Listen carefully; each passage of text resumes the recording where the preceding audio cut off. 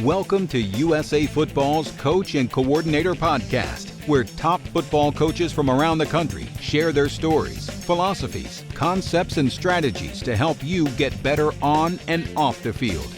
Now, here's your host, Keith Grabowski. Hey, coaches, before we get going today, I just wanted to thank you for all you've been doing to support this podcast, and we have an incredible lineup coming up here. We have just about every major college conference represented. We have a ton of FBS coaches, Division II coaches, Division III coaches, some great high school football coaches coming on the podcast to share with you and help you grow professionally during this time. I really appreciate all of you asking your questions on Twitter. Please follow me at Coach Grabowski for our daily updates on our guests and your opportunity to ask questions. We will read them on the show and attribute those to you. So please contribute to the show as much as you can.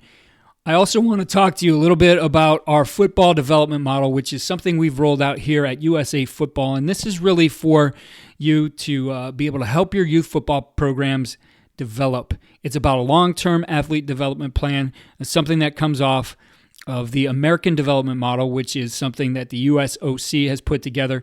The idea is that we're able to teach skills in a progression starting at the youngest ages. We're also looking at the different game types we have, whether that's flag, which is non-contact, limited contact games like padded flag or tackle bar, and full contact, and the right progressions for contact teaching there as well.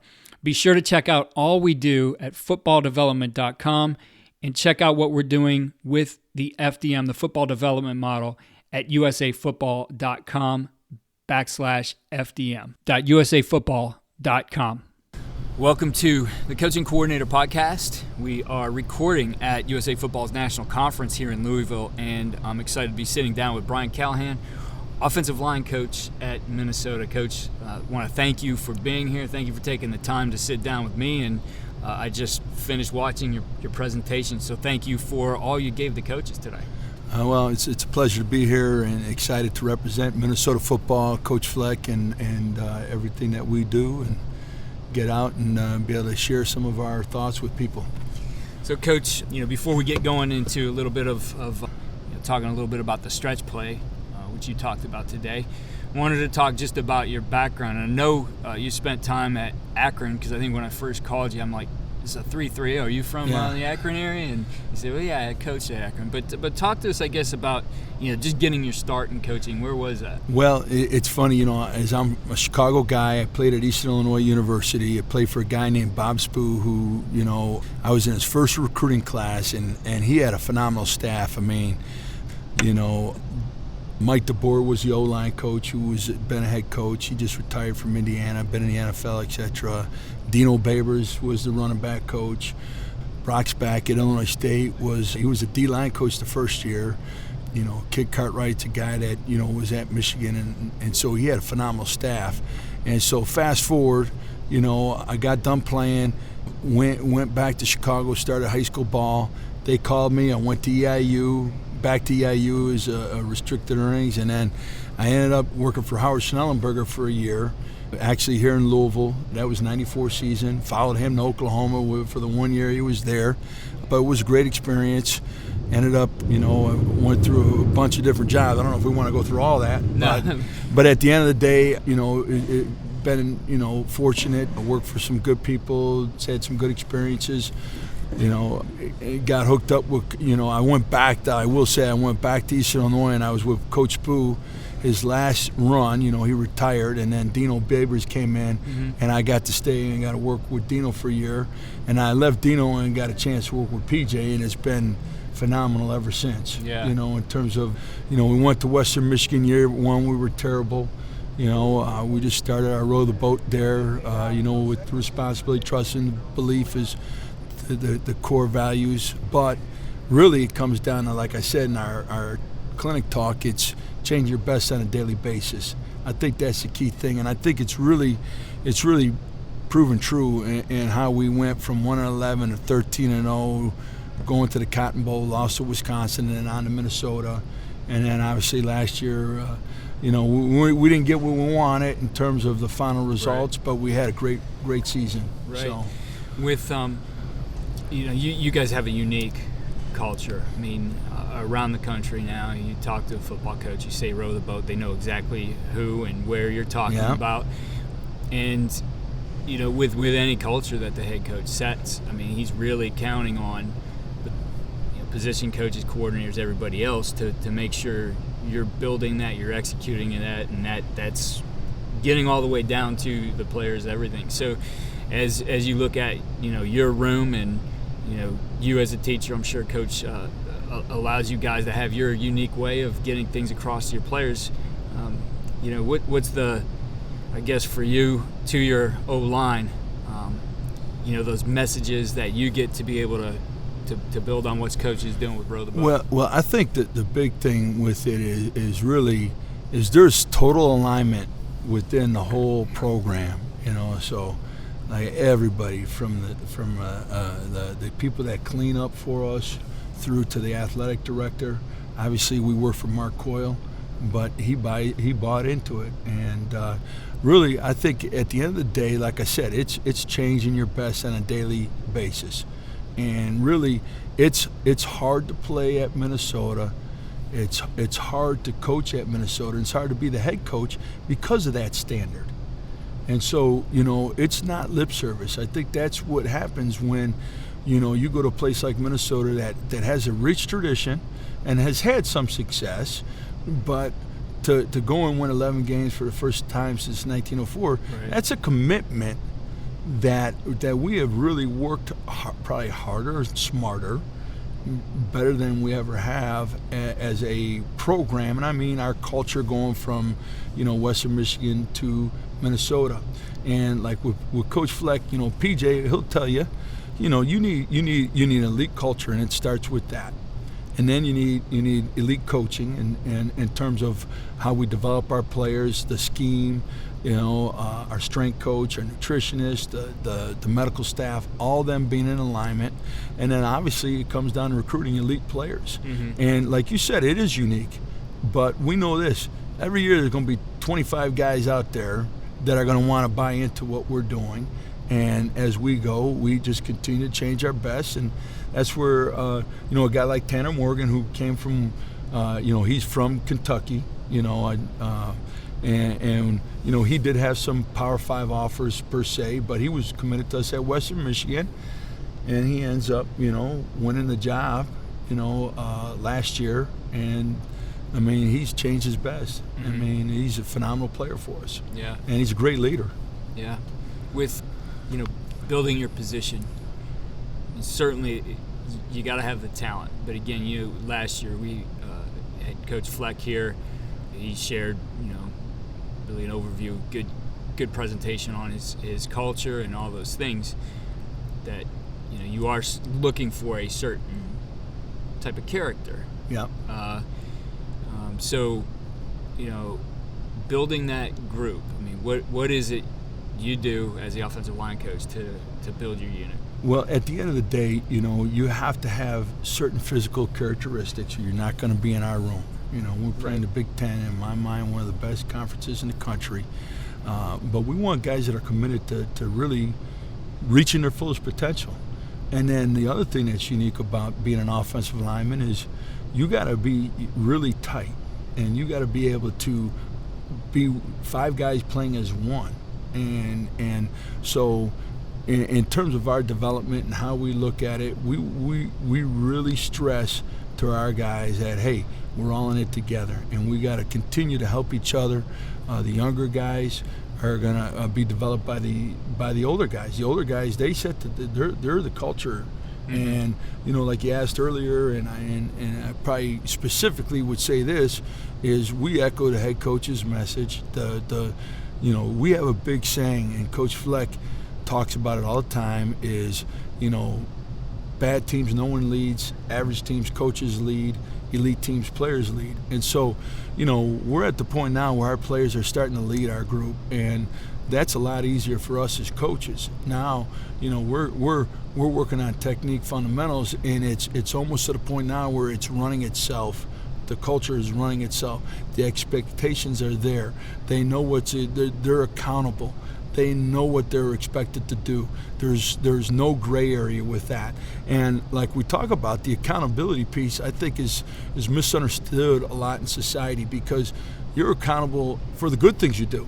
Mm-hmm. And that's where, we're doing things and getting rewarded for those things, and our players have bought into that. And, we've got a unique situation in our where I've got all our starters back.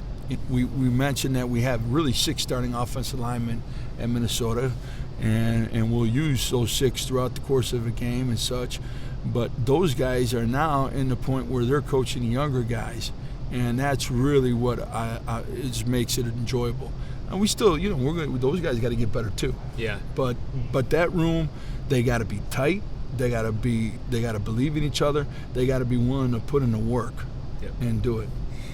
You mentioned 6 starting offensive linemen. I know you can get into some unbalanced sets and bring an extra guy in, but talk to us about that, the 6 starting I'll be honest with you. It's amazing to me how, and it's the players, it's not me, but it was really amazing how these guys, we kind of fell into it, okay? What we did is, like I mentioned in my talk, is that we struggled up front in the first 3 games of the year, and then luckily we had a bye week before we started Big Ten season, and so Coach Fleck kind of gave us a day off to kind of catch our breath, and I spent all day looking at all our film, studying cut-ups, and made a list of some things schematically that we had to do, and then we talked to each other, as a staff in terms of how we could do things a little bit better, and we just tweak things here and there. But as a group up front, we decided that we were going to get good at, each individual was going to get good at one particular thing, and as a whole, the unit, I would give us one focus, for the week. And so as we got better, it really paid off as we progressed through, and really ended up being pretty good that way. It really changed our best, so to speak. So, I think it's been a really big part of our success with that group. Now, as the 6 O-lineman thing came about, we started to rotate one guy in after the bye week, and really what happened was we just wanted to kind of keep our guys fresh. And then we said, okay, this is pretty good. And then we kind of got dinged up a little bit at tight end, and we decided, well, let's play one of our tackles as a tight end. And so we moved the guy in, and so we ended up, it really kind of shuffled the deck. So, for instance, our center was Connor Olson, but when we started playing the 6 O-lineman, the original 6th man was our backup center, John Michael Schmitz, and so we moved him in, slid our center left guard, and then our left guard would go to left tackle, and then the original left tackle was the tight end. So it's kind of weird how that would go. And then we also kept the rotation going, and so we rotated across the board, except for really the left tackle. We didn't really take him out. We kept him in for the most part. So the left tackle, Sam Sluter, he stayed in, and then what happened was, okay, so we rolled John Michael Schmidt in, and for a series, the Connor Olson would go to left guard, and then we would take John Michael out for a series, put him back in, and then we moved the right guard out, and then the center, Connor Olson, would go to right guard. And so really through the course of games, like Blaze Andrews, the original left guard, he could play left tackle, right tackle, and left guard. The center, Connor Olson, would play center, left guard, right guard. So it's pretty crazy. And then our left tackle, Sam Sluter, he would go from left guard to tight end left tackle to tight end wherever we needed him. So it's kind of weird. Looking back at it, it's amazing how those guys could do all those things. It's crazy. Yeah. And then, there's just a bunch of different combinations. I'm sure I'm missing some, obviously, with the way it played out. But you built, you still had those other guys, those younger players you're working on, but you look at that game day guys ready right now so we don't fall off. You built depth with 6 guys through doing it like absolutely. I felt it was good. Daniel Failele, he a lot of people know about him. He's from Australia. He's a right tackle.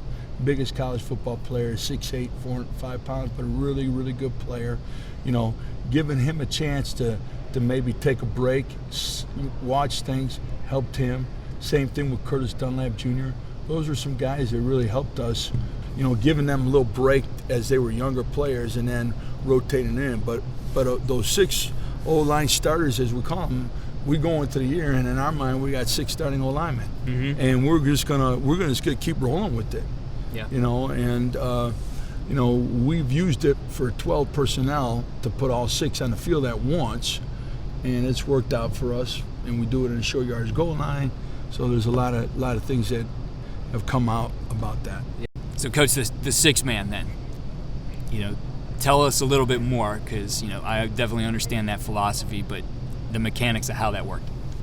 Saying that we have 6 starting offensive linemen, it really, we kind of fell into it. And so what had happened is that, as I've mentioned before, and all the clinic talks that we've had, that I've given, I should say, is we really struggled up front to start the year. And when we took we had a bye week and we looked at film and we felt like, okay, we got one individual. His name was John Michael Schmitz. He's our backup center, and we thought that he earned playing time, but he hadn't gotten any. And we felt like, okay, well, let's plug him in and just take turns rotating some guys out. And so after the bye week, we would insert him. And so depending on how the situation was, our left tackle, his name's Sam Schluter, we basically left him in and kept him in there. Our left guard, Blaze Andrews, he was a guy that was a swing tackle for us, so we would move him based on the rotation. Our starting center, Connor Olson, was a guy that had played a lot of guard, so we used him to fill in when John Michael went in, whichever guard we took out. And then, our right guard, Curtis Dunlap Jr., was that was his first year of being a true starter. And then Daniel Falalele, our right tackle, he played a lot of football his true freshman year. But what we did is we felt like, okay, let's put John Michael in, he's earned it, and then we'll take out, say, Blaze Andrews. And so we moved Connor Olson. We put him back in there at left guard. So then we go back to the original starting lineup. Then the next time after a break, we put John Michael back in, but now we would take Curtis Dunlap out, and so Blaze would stand at left guard, and then Connor would play, right guard. And then we come, after that series, we put the original 5 back in there, and then what would happen is, okay, the next time we'd take our starting right tackle out and move Blaze, our left guard, to right tackle. John Michael would go back in the center, and so Connor would fill in. And then the last thing we did is we said, well, we had a little bit of tight end injury situation, and so we would play our left tackle would play tight end last year in short yardage goal line, so we would put him in. And so at the end of the day, John Michael played center. He was the 6th starting offensive lineman, and then Connor Olson filled in between left guard, center, right guard. Blaze Andrews, who our starting left guard, he'd play either right tackle or he would play left tackle when we were in 12 personnel with Sam Schluter playing tight end. And then that's how all these guys mixed in there, and it's amazing. In the course of a game, like Blaze Andrews, when he could have played left guard, left tackle, right tackle, based on the situation. If we're rotating a guy or if we're in short yardage, Sam Schluter would have played left tackle or either tight end spot. Connor Olson would have played all 3 inside spots during the game. It was pretty amazing to me looking back how they handled it. I thought it was really a remarkable thing, and it's something that gave us some diversity, in terms of being able to keep our guys fresh, giving our guys a chance to catch their breath and just see some things from the side and kind of go from there. Yeah. I know when I was coaching at BW, I mean, my offensive line coach was always lobbying for, can we have formations and personnel groups to get more of these guys in the game? He would put 9 on the field if I gave him that opportunity. Yeah. But, when you look at it, though, and you guys are a really good running team, you need that interchangeability. You need to have your best blockers on the field. So if it means putting an extra tackle out there, you're going to do it. But having sat through, your outside zone presentation. A lot of probably being able to do that is it's also a scheme that's very friendly to be able to interchange your personnel. That the rules across the board, the techniques, the combos, etc. You learn it at one position. It still applies if you move out or even out to a tight end. The only difference is maybe one guy's got to put his hand through his legs with a football, being the center. Yeah. But it's a scheme that there's a lot of little nuance to it, and of course you have to be detailed. But it is a pretty simple scheme. True. I mean, I felt like it really is an equalizer in some terms to how good a D-line can be. When we went into the bowl game against Auburn, Daniel was not playing in that game. And so, we got creative a little bit on the goal line, did some true unbalance where we put 2 tackles on the side, working to get them involved. But, I felt like the outside zone play, like you said, it marries to all the, all the personnels, all the formations that we run, So it's really been good that way with the diversity that it gets. Yeah. It marries exactly with our inside zone, which is our bread and butter. Right. And, just watching you guys this past year, you guys really did a nice job getting that outside zone play going. The play action off of it really, really starts to help your run game too. No doubt. I mean, like, we ran it again, the big touchdown that take the lead in the Outback Bowl was outside zone play action. And, it's just such a compliment. It looks so much similar. It's a different fit. You get a little bit more time to get downfield on it because it's the run reactions forces the defense to play the run longer. Their transition to pass rush takes a lot longer than normal. Yeah. And we're on audio, so we're not gonna go through how every front is blocked up and talk about all those different things that probably work better on video or in a clinic. But I do want to touch base on the different types of blocks and combos that you talked about here, that essentially those building blocks of the scheme.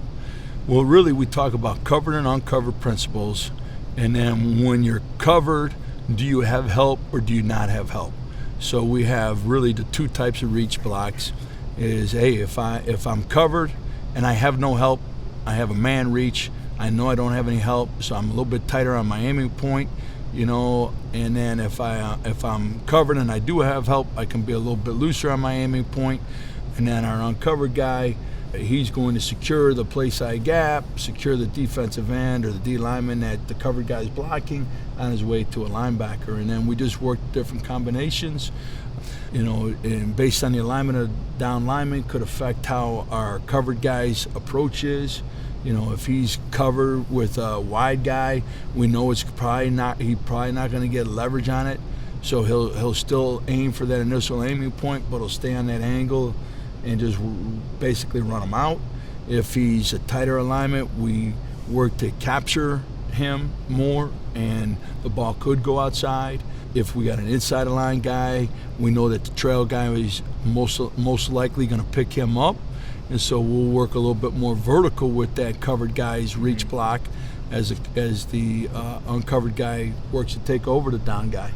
Yeah, I liked how you defined, man reach and a zone reach. Yep. And really, a lot of it is basically the fit, right? Yep. Where are you putting your hands? Where's your aiming points? Talk to us about the differences in those two. Well, when we have a man reach, we're basically going to the play side number, and we're going to put our backside hand on his short ribs, his inside short ribs. So we're going to strike that. We're going to have a heavy backside hand. We're working to just gain leverage, and obviously we'd love to knock him vertical if we can. Right. And we're going to just press our hips up the field. If we do have a zone reach, now we can go wider. And so I'm a little bit more apt to get my backside pad to the front side number, working to gain leverage on that.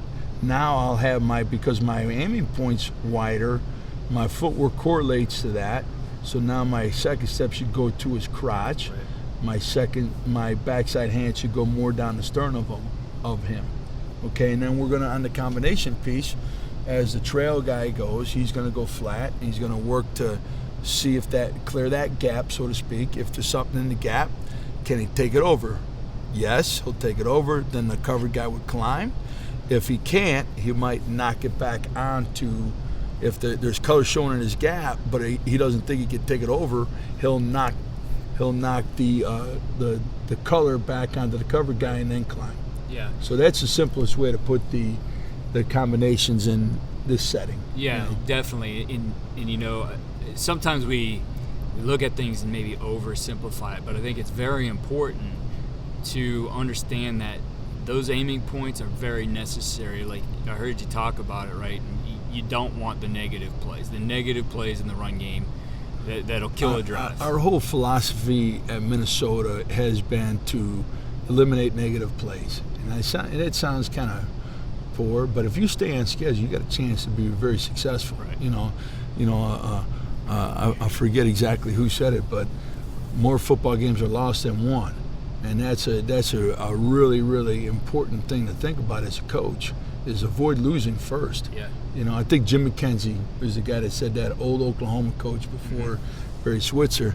And, to me, that's kind of our approach on offense. We're gonna eliminate the negative plays. And zone football has been very good to us that way. Like I said earlier, our bread and butter has been the inside zone. It's a really tight play. And so the ball gets downhill really quick. So that in and of itself eliminates negative plays. Right. So and on the stretch, though, I mean, you do have this chance. If you don't understand the details that have to go into it and coach them up, you will end up with it. So if your guy executes a zone reach when he should be on a man reach, he's opened up that lane. It's all about where he's putting that hand, right? You want to be on the short ribs because it really eliminates that penetration. At the end of the day, you're exactly right. Like, you've got to know those. Like, to me, though, almost the worst scenario is when a guy should be zone reaching and he man reaches, because now he gums it up. Mm-hmm. He's going really tight on that defensive lineman, and then the trail guy's working to take it over, but now he can't. It clogs it up, and then typically we don't get through to the backer that way. And you got to secure the line of scrimmage first, hands down. Yeah. I know this. Getting to the second level is hugely important. We want to block everybody, but you better take care of the down lineman first. And so, to me, as I looked at our cutoffs from this year, I think that we got to really get those details down in terms of, hey, do I have it reach? Do I have help? I got a zone reach. If I don't, I got a man reach. Right. And it makes a big difference. And what I like about this system, right? This play is really, it's about there's a system of all these things that fit together. It starts with how you ID it, right? And it's a very simple way to do it. But that ID then really lets your guys understand, what am I doing? Am I getting help or not? So do I have to be a man reach or a zone reach? And then everything else builds off of that. Yeah. Like in our circumstances, we give our center different rules based on the scheme and what we do. And, he knows, hey, if we have this, we're going to ID it this way. And then everybody builds off of that. He sets the whole scheme, really. Mm-hmm. And I think that's probably common in a lot of places. Right. But he has the freedom to ID, as you said, based on, different factors. Whereas, sometimes we're going to ID the play side linebacker. Sometimes it's a linebacker that's head up, to him. Sometimes it's a backside linebacker based on whatever the scheme calls for. Right. And so from there, it really, the backside will find, who's the first guy behind that? Mm-hmm. And then it fits into our play actions also. Right. So it's you made an important point during your talk, because you were sharing your calls. You said, I don't care, you can know them because you're going to hear the same thing in the past. Right. That communication system is important because over the course of a game, 60, 70, 80 snaps, whatever it might be, those defensive linemen, they're going to hear the same calls for both inside zone, both outside zone, both the play actions. We have inside zone play actions. We got outside zone play action, so I really don't care. Right. I don't want to like say them out loud in terms of like this setting. Right. I still want people to kind of have to work, and and then up front they do make their own calls from time to time. Like they'll make their own individual little tweaks on it, especially when you're in like spring ball and such. Yeah, exactly. People know what you're doing and such. Right. I liked your combos too. Again, a couple variations of the combos that you were going to use. Talk us through those two. Just the combinations in terms of like the trail. Yeah. Like we really work hard on combinations. I mean, but that becomes like that's where you kind of got to get a feel for how each defense is subtly different. Mm-hmm. You kind of have a base way of teaching it, but then okay, how is that defensive end going to attack a reach block? How is that defensive tackle going to attack a reach block? Where does a linebacker typically on outside zone, how do they do they flow fast? Do they kind of read a little bit then go? Do they try and play downhill? Do they backdoor you? And then we just, as we scheme the opponent, we're going to practice according to what they do. Are they a big penetrating team? Are they a read team? All that affects how you teach those combinations. Yeah. And so you got to give them their different looks so they're prepared to handle it. And that's where, you want to have, a base. We teach concepts big time at Minnesota. And so you want them to have the concept down, but then as you approach it, how does it change per the individual opponent you're playing that week? And also sometimes within a defense, an opponent might be a little bit different than, an individual defensive lineman might be different than some of the other guys on his own team. Mm-hmm. So you kind of work on that. Like, that shows up in particular in pass protection more than anything else. Yeah. Like this guy's, runs a rip, etc. What I like about the way you run the outside zone, some people run like a stretch play. I mean, we're just going to run off the ball. But, yours is predicated on we're going to stop level 1 before we get to 2. So an uncovered guy, he can put a hand in and really help so that other guy can take it over. And watching the clips, I mean, very clear that that's an important technique within the scheme. Yeah, we really want to secure the line of scrimmage before we get to the linebackers. And, there's times where those guys on the second level, they're going to miss tackles. Yeah. They're going to fit it wrong themselves. But if we can't eliminate penetration one, and then we want to get knocked back, and we want to knock them back on an angle. But if we don't secure the line of scrimmage, we got no chance. Right. No chance. Right. And you're looking at that uncovered guy again stretching out to another guy, and you have that linebacker over the top of it. And I mentioned to you before we got going, when we were running the stretch, that's the first thing we learned is people started to scheme us up, so they were going to just run as soon as let us commit to running on that level 1 and then come right off of us. Yeah.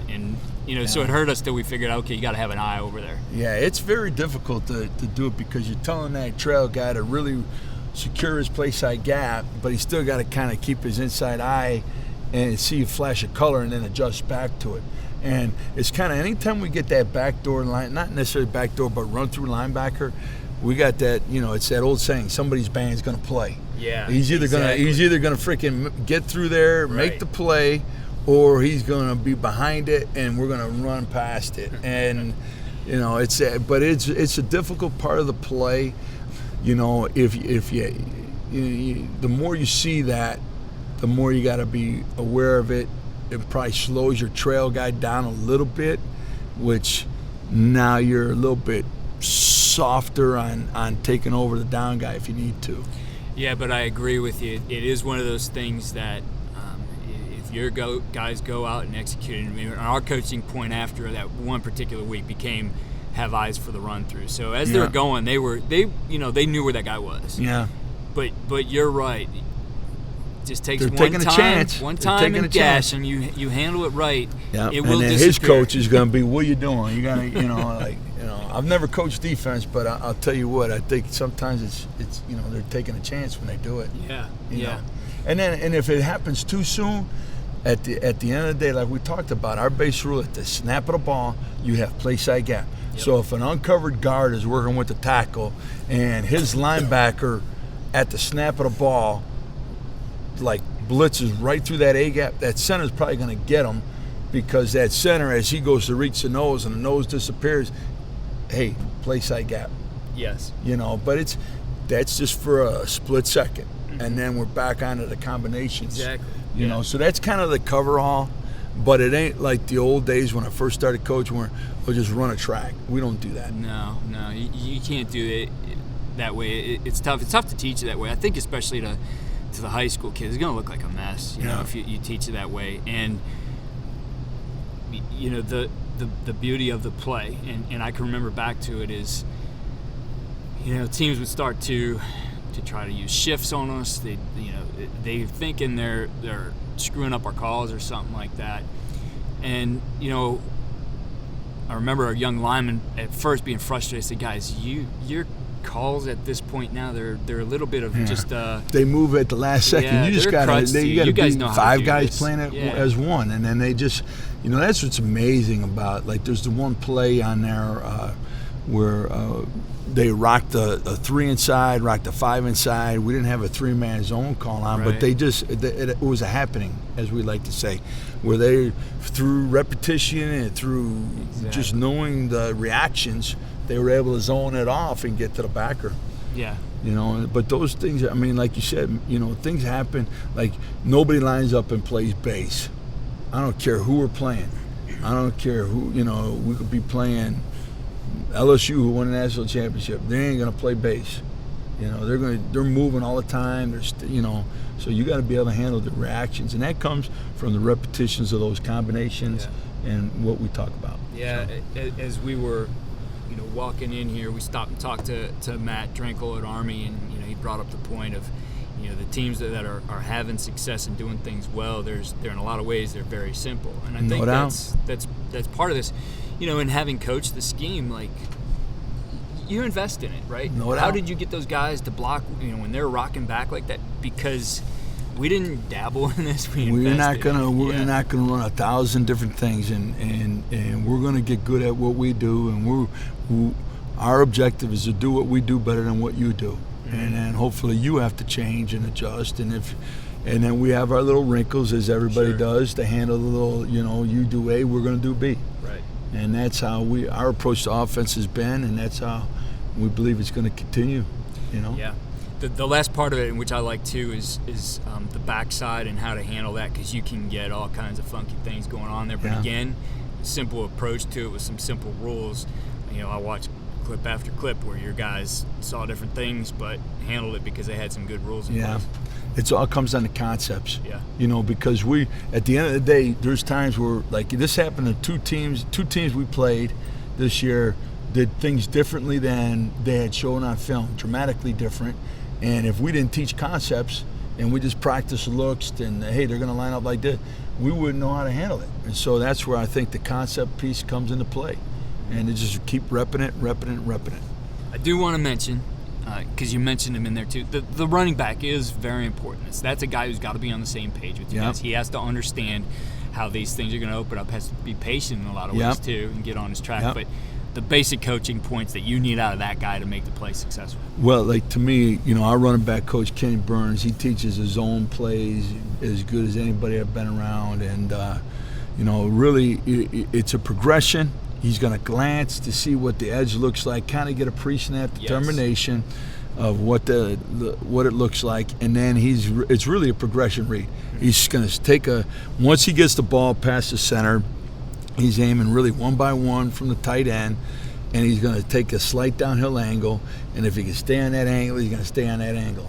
If that angle, if the DN widens or if the D gap is closed, he'll go C gap, B gap, A gap, and I think we even had one that went behind the backside guard on the study or on the video that we showed. But really, it's a progression read. Something crosses his face, he's getting vertical. I mean, I really think that they have to mirror our tempo. They have to mirror our, their footwork has to put them in relationship to what we do, and we have really tinkered with it from last year to this year, and I think we'll continue to work on it as we go. It was something, I think back to that when we were training our running backs early on. We didn't have our own film, of course, so we're using some other people's film, but we wanted to show them about those tracks and about that. This could actually come behind the center on some plays. But once you understand, like here, I'm going to put a mark on this field right here. Yeah, it's and I'm play side go, tight end, even though it's a backside guard or it was whatever. all the way out there. I said, look at where he is on the field. It's not really a cut back at all, even though you could go behind him. I know exactly what you're saying. I mean, that spot or that location is it's just based on as we make the defenders defend their gaps, somewhere the stretch stops, and sometimes it's, we stop a backside guard might cut it off and it goes inside the center. It might, or behind the center, I should say. It's gone everywhere, really. Yeah. Because you look at it again, that guy is going to be on his track, actually, quite a while on this play, even if he's going behind. So you get caught in clinic talk, and so everybody talk about it's a bend it, bang it, bounce or whatever. Yep. But it's actually you don't bend it back. Nah. And when you got to be careful of the language you use. No doubt. Kids understand. That's one thing I think Coach Fleck's really good at is we really use a lot of buzz terms to teach our guys, and we might have one word that explains a detailed technique, and you don't have time necessarily to do those things. So like you said, you really got to be careful what you tell players. And every year I really feel like that's what helps as a coach. As you look at your film, how am I teaching it? What am I saying to them? How can I teach them better? At the end of the day, we got to be elite teachers, and to me, that's, I do a lot of self-searching on, okay, how am I teaching? I am old school. I'll get my notes out. I'll write up my notes, and I'll continue to revise as I go. And how can I teach it better? How can I make these guys understand things better? Because at the end of the day, they're, especially on the O-line, they're an extension of me in terms of what I think. And if they execute it the way I want them to, we're gonna have a chance to be successful. Exactly. So, Coach, you shared a lot of great detail with us here on the outside zone play, and you talked to us about the culture and everything. But you look at what you do as a coach, right? And I'm not talking necessarily just like scheme here or whatever. When you look at you as a coach, what's the one thing you do that really gives your guys the winning edge? Well, I mean, I think the biggest thing that I want to do, and I don't know if it gives them the winning edge, but like I want them to know I truly care about them as a person first. I've coached for a long time. I think this is going to be my 29th year. I have never done it for the money. I've not, there's a lot of jobs that I didn't make a lot of money, and I'm going to tell you right now, I did it for the relationships, both the players that I've coached, working with the other coaches, and that's what makes this game the best game out there. Is is just the relationships that you have, that you develop through the years. Football has a place for everybody. It's brought many different people from tons of different backgrounds, different body types. I mean, I got a 408-pound guy on my O-line, and I'm not sure who our smallest guy is, but he's probably about 160 pounds. And so to me, that's really, we got all different types of religions, all different types of financial backgrounds in terms of, and that to me, I don't know if that answers it, but I want my players to know I care about them first. Because I still believe it. They don't care what you know if they don't know how much you care, really. Exactly. And to me, that's been a big part of why I do what I do. Yeah. So. Well, I don't necessarily consider myself a fan in the football space. I mean, there's the teams I grew up with, I follow them, but then I follow coaches. I become a fan of coaches. I've just always done that, even when I was young, and I really enjoy watching what you guys are doing and how you've taken it. A lot of times you see somebody have success at one place and then it falls apart. Yeah. But you guys just have done a great job staying the course. And I know for you guys, as historic as this season might have been, there's more to come. We're going to keep changing our best. We're going to keep rowing the boat and get it going. So, Coach, I appreciate your time, and best of luck to you and the Gophers here in 2020. Thank you, Keith. Appreciate it. Coaches, again, I want to remind you of what we're doing with the football development model. Please push this down to your youth coaches. I think this is a great way for you to get some organization and structure beyond what you've already done. Check it out, all of our program development for youth football at fdm.usafootball.com. Again, check out our systems for blocking, tackling, and defeating blocks at footballdevelopment.com. If you register with your email, you get your choice of 3 free videos. There's some great things in there. I think things that as you get going again, you can get into the summer and maybe make up on some things that you might have lost if you had a spring ball, if you had time here in the spring to work on football. Some great drills for all those phases of contact. If you're enjoying the podcast, please head over to iTunes or your platform and give us a 5-star rate. If you have a minute, write a review. We really appreciate it, and we will read your review on our highlight show that we do at the end of the week.